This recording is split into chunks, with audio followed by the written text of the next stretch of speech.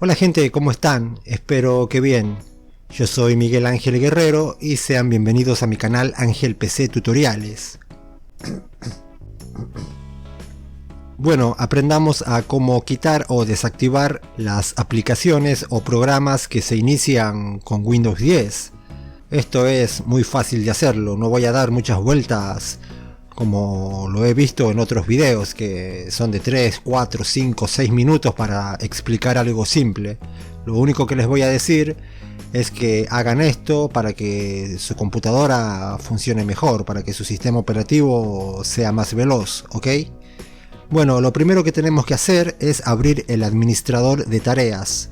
Hacemos clic con el botón derecho del mouse en una parte vacía de la barra de tareas, aquí, y pulsamos en administrador de tareas.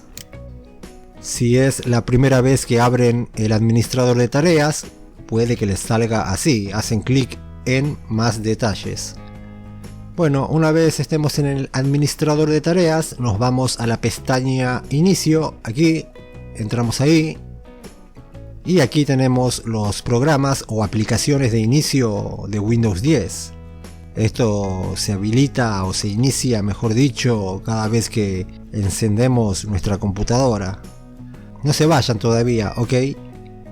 Quiero decirles algo muy importante, aparte de que se suscriban a mi canal, obviamente, y que miren esta lista de videos para que aprendan a acelerar su computadora. Perdón. Ahora sí. Aquí pueden ver las aplicaciones. Si no conocen una, por favor no la deshabiliten. Por ejemplo, este es el antivirus, siempre tiene que estar habilitado. Microsoft OneDrive. Muchos se preguntarán, ¿para qué será eso? ¿Será seguro deshabilitarlo? Bueno, lo buscamos. Nos vamos al navegador, escribimos OneDrive. Aquí está OneDrive. ¿Para qué sirve? A ver.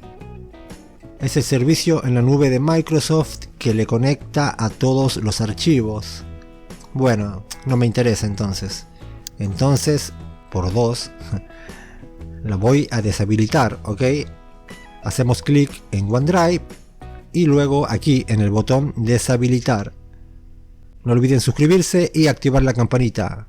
Chao.